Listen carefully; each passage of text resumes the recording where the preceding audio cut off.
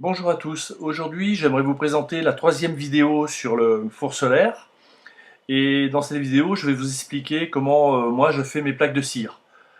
Vous avez sous les yeux une plaque d'ailleurs que j'ai faite.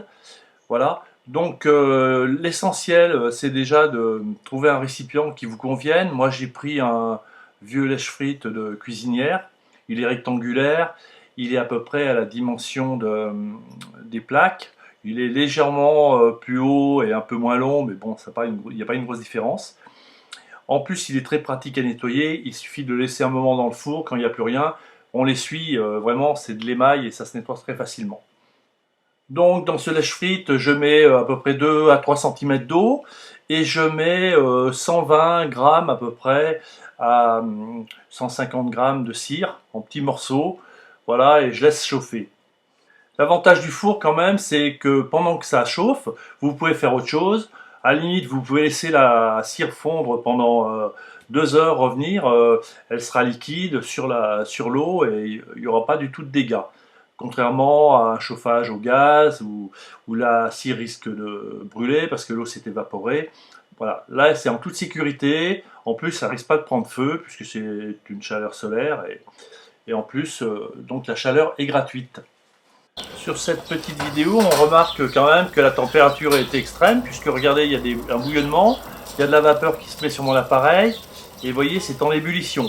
Donc le four est quand même très performant. Quand la cire est entièrement fondue, je sors le récipient avec la cire liquide sur l'eau, et donc je la mets à l'extérieur pour qu'elle refroidisse tranquillement. Là, vous voyez, ça commence, c'est assez rapide, et quand elle atteint cette couleur un peu jaune pâle, là, je donne un léger coup de cutter autour, pour détacher la plaque des bords, parce que la cire colle quand même sur les bords.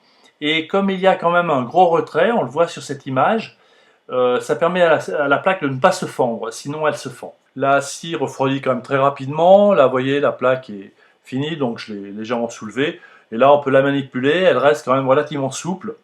Le fait de la faire fondre dans l'eau, enfin, donc après elle surnage bien sûr, lui évite qu'elle se dessèche. Voilà donc une plaque terminée.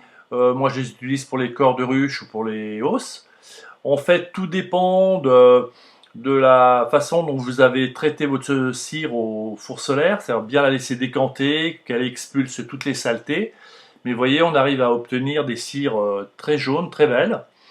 Et pour compléter quand même le traitement, puisqu'elles sont passées à la chaleur pour certains insectes et tout ça, mais pour les œufs et de Faustine par exemple, si par hasard il y en avait, je les laisse au congélateur après pendant 48 heures. Je préfère mettre des cadres complets au congélateur plutôt que mettre les plaques seules parce que ça elles deviennent très cassantes et c'est vrai que c'est difficile de les stocker dans le congélateur et après de les ressortir sans les casser. Donc je monte mes cadres, je cire mes cadres et après je les mets dans le congélateur. Voilà, bah écoutez, je vous remercie. Voilà, cette petite technique quand même permet d'être autonome en cire et d'éviter aussi, c'est vrai que la cire est relativement chère et puis pouvoir récupérer aussi celle de ces ruches. Voilà, bah écoutez, bonne journée à tous et à bientôt.